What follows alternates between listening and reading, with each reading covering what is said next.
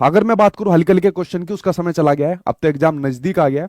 तो जो बच्चे यूट्यूब चैनल पर अभी जुड़े हैं तो यूट्यूब पर सर्च मारकर सारे टॉपिक देख लो, यूट्यूब पर सर्च करके पुरानी क्लासेज आप लोग देख लीजिए। तो आप लोग हार्ड सीरीज को अभी भी पकड़ सकते हो, आने वाले 10 दिन के अंदर भी आप लोग इसको यहाँ पर पकड़ सकते हो। और सीडीपी के अंदर तो पूरे में से पूरे ला सकते हो, भाषा के अंदर पूरे में से पूरे स्कोर आप लोग ला सकते हो। इन सब्जेक्ट के एटलीस्ट मैं आपको जिम्मेदारी दे सकता हूं। बाकी आपका सीटेट का बैच है जो मेरी एप्लीकेशन के ऊपर चल रहा है, जिसको आप लोग जाके ले सकते हो, जिसमें मैं और सारे सब्जेक्ट के टीचर और सभी कंटेंट यहां पर आपको सचिन एकेडमी ऑफिशियल एप्लीकेशन पर मिल जाता है। उसके साथ ही चैनल को सब्सक्राइब कर लेना, क्योंकि कल मैं आपको आपके लिए एक अनाउंसमेंट करूंगा। वो अनाउंसमेंट क्या होने वाली है, उस अनाउंसमेंट के होने से ही आपके अंदर इतना कॉन्फिडेंस आ जाएगा कि भाई सीटेट का एग्जाम तो हमारा बहुत बढ़िया नंबर से पास होने वाला है। ठीक है, तो चैनल को सब्सक्राइब कर लेना ताकि वो कल जो चीज आपको मिलने वाली मैं आपको दे सकूं।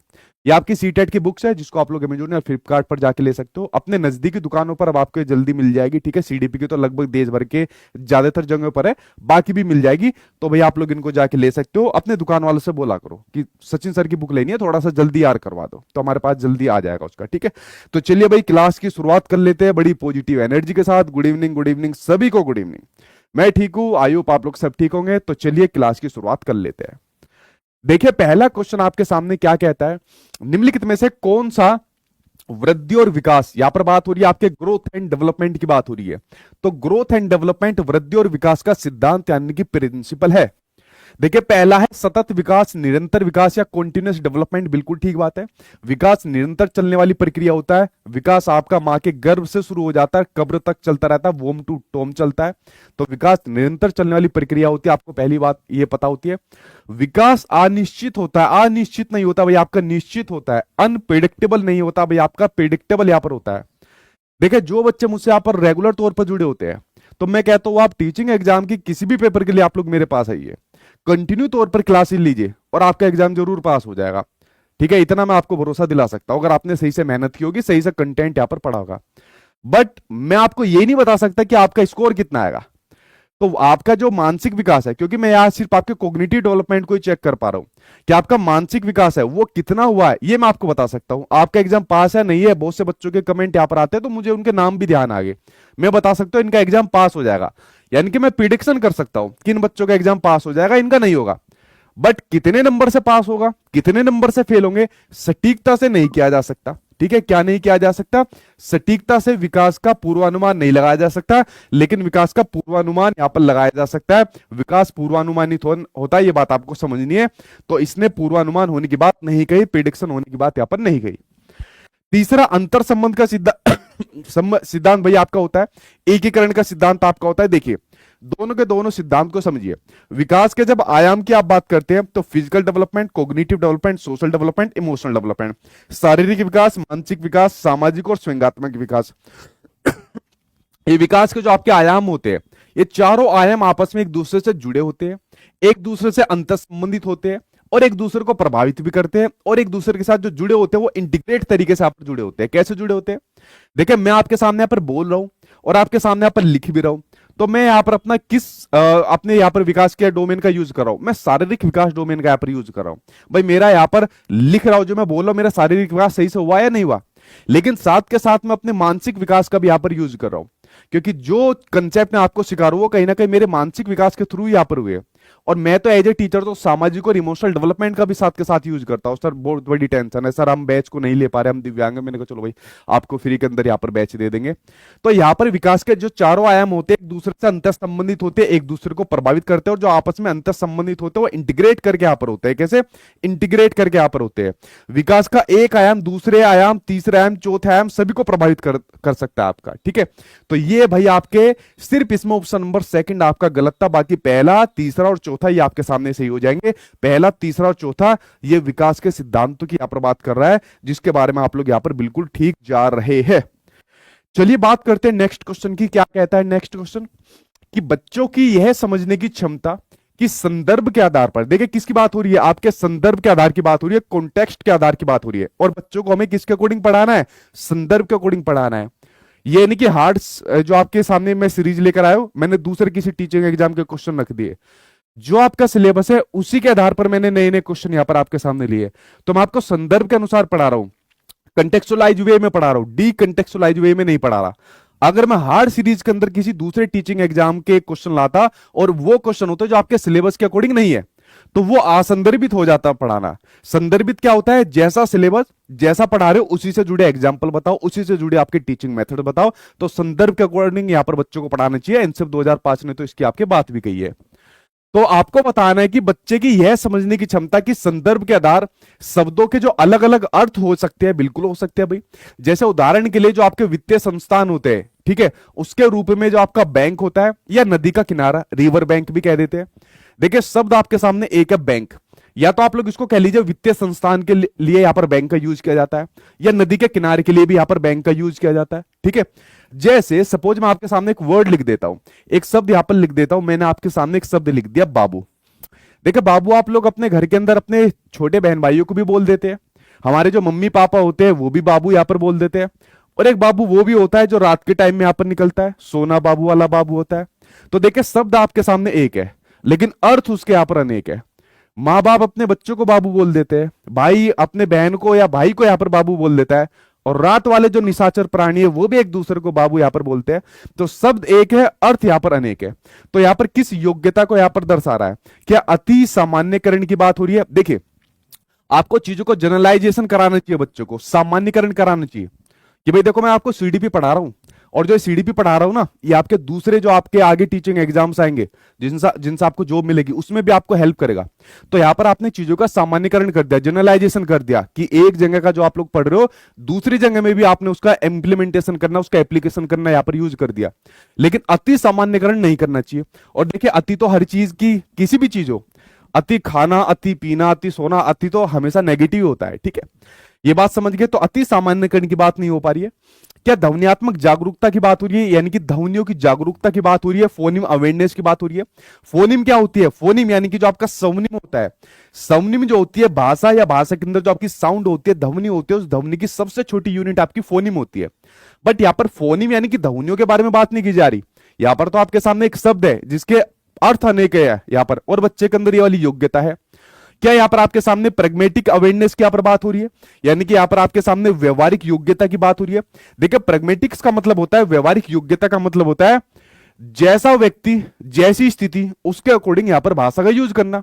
मान लिए आप लोग अपने मम्मी पापा के साथ हो, ठीक है, अपने बहन भाई को बोल रहे हो बाबू ये दे देना, बाबू जरा ये दे देना, ठीक है। तो यहां पर आपने उनके सामने इस प्रकार से बाबू बोल दिया।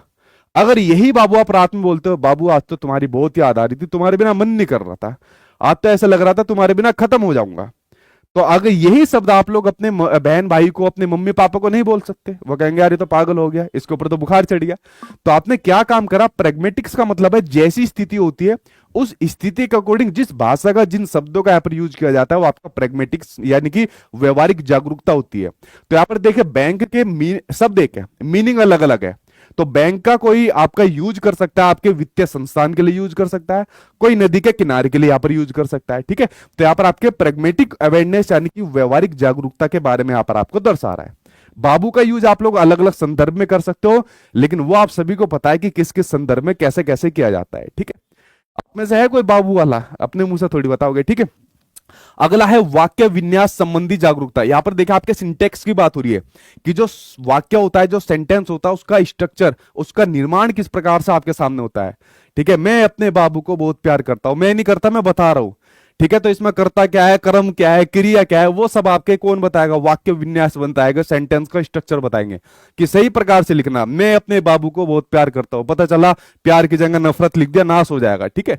तो यहां पर आपके जिसकी बात हो रही है, आपके व्यवहारिक जागरूकता की बात हो रही है, प्रैग्मेटिक्स की यहां पर बात हो रही है, उपयोगितावाद आप लोग इसको कह सकते हो, ठीक है।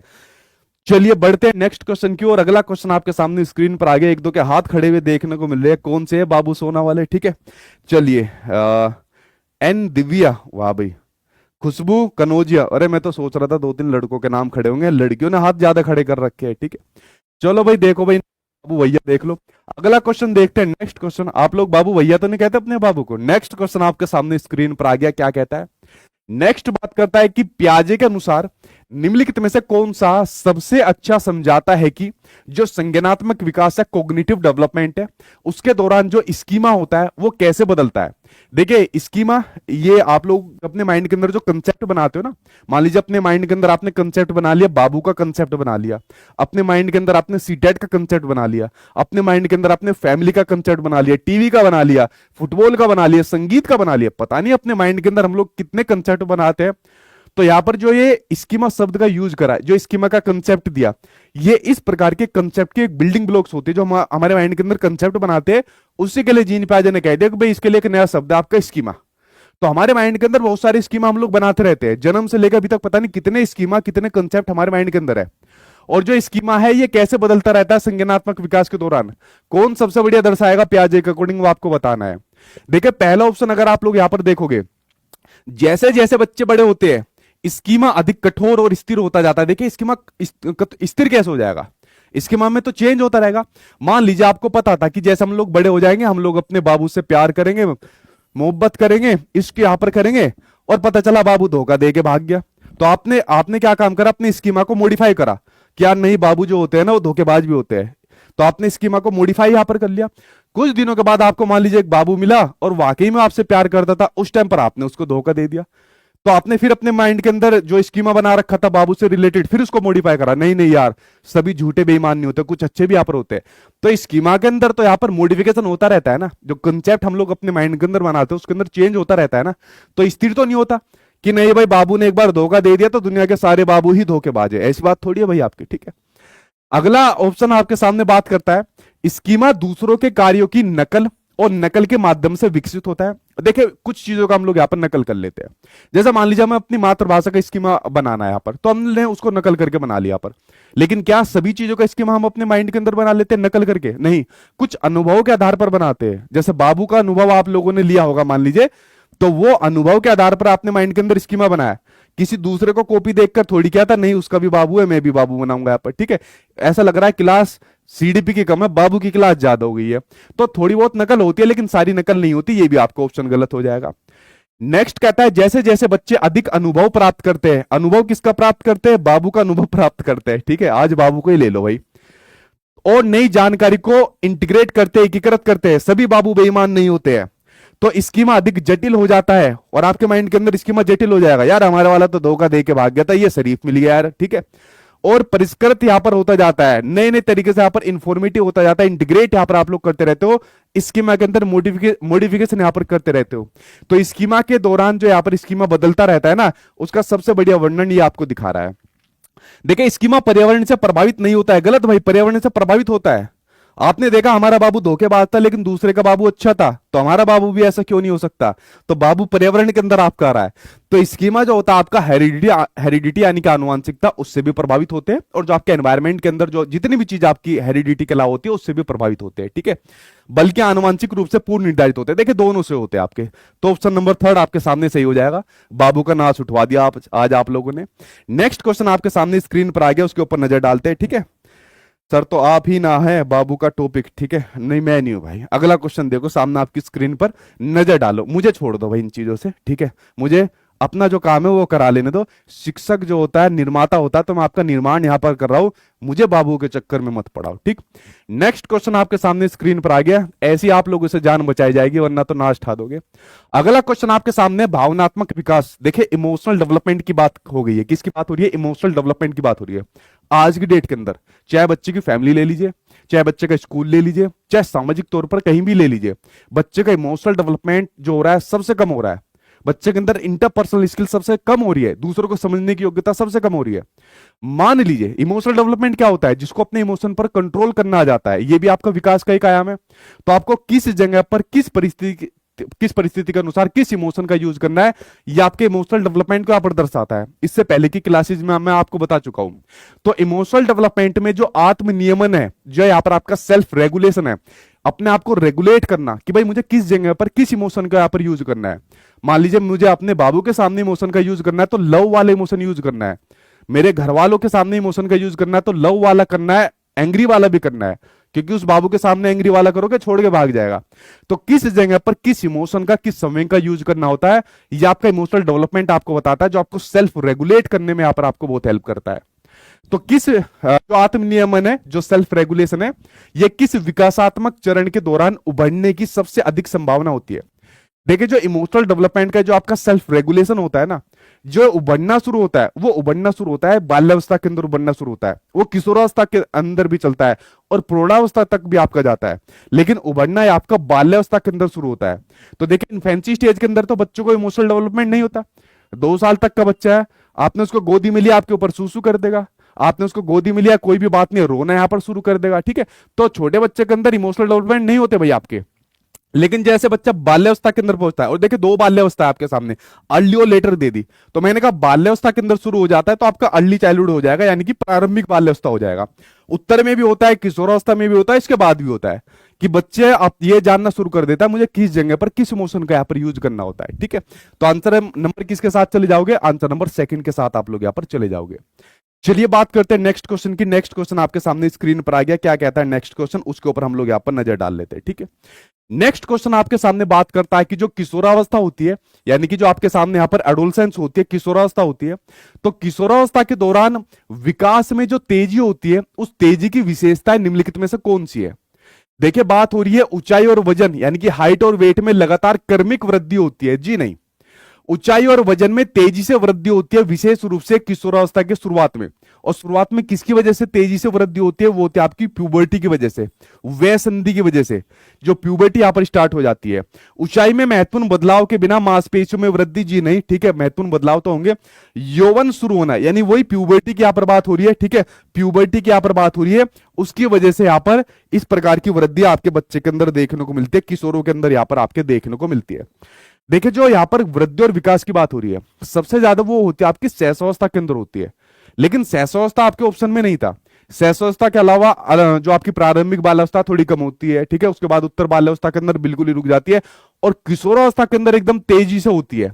जो एकदम तेजी से होती है, जो आपकी वृद्धि होती है, जो विकास होता है, उसकी वजह होती है वय संधि, जो प्यूबर्टी स्टेज होती है, जो वय संधि बच्चे में शुरू यहां पर हो जाती है, ठीक है, लड़के लड़कियों के अंदर, ठीक। तो उसकी वजह से आपकी एकदम तेजी होती है। तो ऑप्शन नंबर बी यहां पर आपके सामने सही हो जाएगा, जो कि आप लोग यहां पर जा भी रहे हो। चलिए बात करते हैं नेक्स्ट क्वेश्चन की। नेक्स्ट क्वेश्चन आपके सामने क्या आ गया, स्क्रीन पर नजर डालते हैं। नेक्स्ट बात करता है निम्नलिखित में से कौन सा आनुवांशिक कारक है, कौन सा हेरिडिटरी फैक्टर है, जेनेटिक फैक्टर है, जो बच्चे के विकास को प्रभावित कर सकता है। बच्चे के विकास को प्रभावित करने वाले 2 कारक आपके सामने होते हैं, कौन से होते हैं, एक तो हेरिडिटी से जुड़े हुए, आनुवांशिकता से जुड़े हुए, एक एनवायरमेंट यानी कि वातावरण से जुड़े हुए। इसने सिर्फ हेरिडिटी से यानी कि आनुवांशिकता से जुड़े हुए कारक पूछे हैं। माता पिता की शैक्षिक जो आपकी पृष्ठभूमि होती है, देखिए माता पिता का जो एजुकेशनल बैकग्राउंड होता है, वो आपका हेरिडिटी नहीं, वो आपके एनवायरमेंट से जुड़ा हुआ है। ये बच्चे के विकास को प्रभावित कर सकता है। मान लीजिए किसी के बच्चे ज्यादा पढ़े लिखे नहीं है, तो उसको बच्चे को घर से ज्यादा सपोर्ट नहीं मिल पाएगा, और जिसका पढ़े लिखे तो घर से थोड़ा उसको सपोर्ट दे देते हैं, स्कैफोल्डिंग दे देते हैं, चीजों को यहाँ पर समझा देते हैं, ये पढ़े लिखे माता पिता का यहाँ पर फायदा हो जाता है। तो ये आपका वातावरण के अंदर आता है। इसने पूछा आनुवांशिकता के अंदर। गर्भावस्था के दौरान जो पोषण यहाँ पर बच्चों को मिलता है, देखिए जब बच्चा माँ के पेट में होता है ना, जो हमारे यहाँ पर क्या होता है, जो बच्चा हमारे यहाँ पर माँ के पेट के अंदर होता है, तो जो बच्चा माँ के पेट के अंदर होता है, उसको जो भी न्यूट्रिशन यहाँ पर मिलता है, माँ कोई खाना खाती है, कोई दवाई यहाँ पर खाती है, किसी प्रकार की मान लीजिए कोई एक्सरसाइज यहाँ पर करती है बच्चे के लिए, तो ये जितनी भी चीजें आ जाती है ना इस प्रकार की जो बच्चों का पर दी जाती है, वो सब वातावरण के केंद्र में आती है। ये बड़ा टेक्निकल क्वेश्चन था, ये आपके डीएसएसबी के अंदर पूछा था, बहुत जबरदस्त क्वेश्चन था, ठीक है। सबसे बढ़िया पेपर, सबसे टफेस्ट पेपर टीचिंग एग्जाम में आपका डीएसएसबी का होता है। तो ये आपका वातावरण से जुड़ा हुआ है, जो गर्भावस्था के दौरान जो पोषण होता है वो आपका वातावरण से जुड़ा हुआ है। देखिए बात हो रही है आपके डाउन सिंड्रोम की बात हो रही है, जैसे आनुवंशिक विकार, इसने तो खेल ही खत्म कर दिया। आनुवंशिक कारक पूछा है और आनुवंशिक विकार दे दिया। देखिए अगर मैं डाउन सिंड्रोम की बात करूं, जो आपके सामने मेल होते हैं और फीमेल होते हैं, तो मेल के अंदर जो आपके क्रोमोजोम्स यहां पर होते हैं, ठीक है, वो आपके सामने कौन से होते हैं, वो आपके सामने होते हैं XY, और फीमेल के अंदर होते हैं आपके XX होते हैं, और 23 गुणसूत्र यानी कि क्रोमोसोम्स यहां पर आपके सामने होते हैं। देखिए बहुत से लोग हमारे समाज के अंदर प्रताड़ित जो शुरू से करता है वो फीमेल को यहां पर करता है। देखिए जब ये क्रोमोसोम्स आपस में मिलेंगे, मान लीजिए आपका X क्रोमोसोम्स मेल का X क्रोमोसोम्स के साथ मिल गया, तो मतलब यहां पर लड़की हो जाएगी। और अगर मेल का Y क्रोमोसोम्स Y के X के साथ मिल गया यानी कि XY हो गया, तो यानी कि लड़का हो जाएगा। तो भाई लड़का या लड़की का निर्धारण आपके फीमेल के हाथ में तो बिल्कुल भी नहीं है। मेल के हाथ में भी नहीं है, भाई है तो आपकी ऊपर वाले के हाथ में, आप लोग इसको कह सकते हो बायोलॉजिकल तौर पर है आपका। लेकिन प्रताड़ित हमेशा से इस जेंडर को किया जाता है, अरे तूने तो लड़की पैदा कर दी, तूने तो फिर लड़की पैदा कर दी, अरे भाई उसके हाथ में क्या है, दो क्रोमोसोम्स है, एक्स एक्स एक्स, और यहां से जो भी क्रोमोसोम से जाएगा उसके ऊपर निर्धारण हो जाएगा कि सेक्स क्या होगा, मेल होगा या फीमेल होगा आपके सामने, ठीक है। तो ये आपका आनुवंशिक विकार होता है, जो आपका डाउन सिंड्रोम होता है, और ये आपकी एक जेनेटिक बीमारी होती है, ये आपके जीन से आपके रिलेटेड होती है, आपकी एक जेनेटिक बीमारी आपके सामने होती है, तो आनुवंशिक विकार आपके सामने होता है, ये बच्चे के विकास को प्रभावित करेगा आनुवंशिक तौर पर। अगला है पर्यावरण में जो विषाक्त पदार्थ होते हैं उसके संपर्क में आना, मतलब कुछ टॉक्सिन्स पदार्थ होते हैं, जैसे बाबू जैसे जो आपको डिस्टर्ब करते हैं, पढ़ाते नहीं है, वो आपके विकास को क्या कर देंगे, प्रभावित कर देंगे, विकास को कम कर देंगे। तो ऐसे पदार्थों से दूर भगोगे, इनको अपने पास लाओगे, विकास प्रभावित हो जाएगा आपका, ठीक है। तो ये यहां पर जो क्वेश्चन आपके सामने दिया हुआ है आनुवंशिक तौर पर, तो ऑप्शन नंबर थर्ड आपके सामने सही हो जाएगा। कुछ बाबू जो होते हैं किसी के कैरियर में महत्वपूर्ण योगदान भी निभाते हैं, बट उनकी संख्या बहुत ही कम है, वो प्रजाति भी धीरे धीरे करके लुप्त होती जा रही है, वरना सारे बाबू वही है, ठीक है, जो आप लोग सही समझ रहे हो यहाँ पर, ठीक है। नेक्स्ट क्वेश्चन आपके सामने स्क्रीन पर आ गया, देखिए क्या कहता है नेक्स्ट क्वेश्चन आपके सामने, नेक्स्ट के ऊपर नजर डाल। नेक्स्ट आपके सामने यहां पर दिया हुआ है कि निम्नलिखित में से कौन सा सबसे अच्छा और दर्शाता है कि आनुवांशिक और पर्यावरण यानी कि हेरिडिटी और एनवायरमेंट दोनों जो कारक होते हैं वो बच्चे के भाषा विकास को कैसे प्रभावित करते हैं। पहला आपके सामने दिया हुआ है कि जो भाषा होती है, अब देखिए हेरिडिटी और एनवायरमेंट भाषा विकास को कैसे प्रभावित करते हैं, विकास को प्रभावित करने वाले दोनों कारक ही आपके हेरिडिटी और एनवायरमेंट यहां पर आपके सामने होते हैं। देखिए ये कहता है कि भाषा सीखने की जो बच्चे की क्षमता होती है वो केवल उसके देखभाल करने वाले की जो वाणी होती है उसकी गुणवत्ता से निर्धारित होती है। देखिए उससे तो होती है जो देखभाल करता है, और जो देखभाल नहीं करता क्या उससे निर्धारित नहीं होती। मान लीजिए घर के अंदर बच्चा जो होता है अपनी पहली जो उसकी मातृभाषा होती है वो अपने परिवार से सीखता है, अनुकरण के माध्यम से सीखता है, कॉपी करके सीखता है, या जो उसकी देखभाल करते हैं उसके परिवार के अंदर मम्मी पापा उनसे सीखता है। लेकिन उसके बाद जब वो स्कूल के अंदर जाता है, जब वो कॉलेज के अंदर जाता है, या जब अपना रिश्ता कराने कहीं जाता है, तो क्या अलग अलग भाषाओं के प्रभाव में नहीं आता, क्या उनसे नहीं सीखता। तो ये पॉइंट आपके सामने यहां पर गलत हो जाएगा। नेक्स्ट दिया है कि भाषा के लिए बच्चे की आनुवांशिक प्रवृत्ति अप्रासंगिक है, गलत भैया, आपका प्रासंगिक होती है आपकी। आपने देखा मान लीजिए किसी बच्चे को स्पीच इंपेयरमेंट है और आगे जाके उसके बच्चे को भी स्पीच में इंपेयरमेंट होगी, यानी कि बोलने से संबंधित बाधा होगी, कम्युनिकेट सही प्रकार से नहीं कर पा रहा है, तो ये आपकी हेरिडिटरी तौर पर भी हो सकती है। आपने देखा होगा बहुत से लोग ऐसे होते हैं जिनको सुनने के अंदर दिक्कत होती है, जैसे हमारी फैमिली के अंदर हमारे ताऊ को थी, फिर उनके लड़के को हो गई, अब उनके पोते को हो गई। तो ये हेरिडिटरी तौर पर इस प्रकार की थोड़ी बहुत प्रॉब्लम यहाँ पर हो जाती है, शायद हमारी दादी को भी थी, ठीक है, एक सिस्टर को भी थी, ठीक है। तो ये हेरिडिटरी तौर पर है, तो सुनने से हियरिंग इंपेयरमेंट की यहाँ पर बात आ रही है। तो अगर हियरिंग इंपेयरमेंट की सुनने की यहाँ पर बात आ रही है तो आनुवांशिक प्रवृत्ति तो भाई प्रासंगिक होती है, आनुवांशिक तौर से आपका जुड़ा होता है। भाषा विकास के अलावा कोई भी विकास हो वो आपके आनुवांशिक और पर्यावरण से जुड़ा होता है। तो आप आनुवांशिक को कैसे आप प्रासंगिक कह सकते हो, प्रासंगिक होता है। इसने कहा केवल पर्यावरणीय उत्तेजना ही मायने रखते हैं, जी नहीं, आनुवांशिक और पर्यावरण दोनों यहां पर मायने रखता है, इसलिए ऑप्शन गलत हो जाएगा। नेक्स्ट है आनुवांशिक प्रवृत्ति बच्चे की भाषा क्षमता को प्रभावित कर सकती है, बिल्कुल कर सकती है, लेकिन भाषा समृद्ध वातावरण जो यहाँ पर प्रिंट रिच एनवायरमेंट यहां पर आपके सामने होता है, कौन सा होता है, जो आपके सामने प्रिंट रिच या लैंग्वेज रिच एनवायरमेंट यहां पर आपके सामने होता है, उसके संपर्क में आने से भाषा सीखने में तेजी आती है। मान लीजिए किसी के पिताजी को, बच्चे के पिताजी को बोलने के अंदर दिक्कत है, थोड़ा बहुत हकलाता है और वो बच्चा भी थोड़ा बहुत तुतला रहा है, लेकिन अगर हम उसको यहाँ पर भाषा का समृद्ध परिवेश दे देंगे, उसको एक बढ़िया टीचर दे देंगे, उसको बढ़िया से यहाँ पर आपके सामने क्लास यहाँ पर प्रोवाइड करा देंगे, बढ़िया से किताबें दे देंगे, डिस्कशन करने के लिए ग्रुप दे देंगे, तो क्या बच्चे की भाषा सीखने में तेजी नहीं आएगी? नो डाउट बच्चे की भाषा सीखने में तेजी आएंगी। तो यहाँ पर जो बात हो रही है आपके भाषा विकास में हेरिडिटी और एनवायरमेंट दोनों के योगदान की बात हो रही है, ऑप्शन नंबर थर्ड आपके सामने यहाँ पर सही हो जाएगा, ठीक है। केवल तो आपका होने से रहा है ये वंशानुगत। नेक्स्ट क्वेश्चन आपके सामने यहां पर बात कर रहा है, नेक्स्ट क्वेश्चन बात करता है अभिकथन यानी कि असर्शन की बात हो रही है। यह कहता है कि लॉरेंस कोलबर्ग का नैतिक विकास, कौन सा, लॉरेंस कोलबर्ग का जो नैतिक विकास का सिद्धांत है उसमें नैतिक तर्क में न्याय की भूमिका पर जोर देता है, बिल्कुल ठीक बात है। देखिए यहां पर बात आ रही है आपके सामने मोरल रीजनिंग की बात आ रही है। देखिए मैंने आपको बताया था नैतिक विकास सिद्धांत के अंदर दो कंसेप्ट इन्होंने यहां पर दिए थे, एक दिया था आपका मोरल डिलेमा का दिया था, नैतिक दुविधा जिसको आप लोग कह सकते हो, क्या कह सकते हो, नैतिक दुविधा आप लोग इसको कह सकते हो, मोरल डिलेमा कह सकते हो, ठीक है। नैतिक क्या कह सकते हो, नैतिक दुविधा यानी कि मोरल डिलेमा कह सकते हो। जब कोई बच्चा, जब कोई व्यक्ति इस प्रकार की नैतिक दुविधा के अंदर फंस जाता है, आपने देखा, मान लीजिए आप में से बहुत से स्टूडेंट ऐसे होते हैं कि सर मेरा 14 तारीख को 14 दिसंबर को सीटेट का एग्जाम है, सर 14 दिसंबर को ही हमारा बैंक का पीओ का भी एग्जाम है। अब वो नैतिक दुविधा बच्चे के सामने हो गई, यार मैं अपने सीटेट का एग्जाम देने जाऊं या अपने बैंक वाले एग्जाम को देने जाऊं।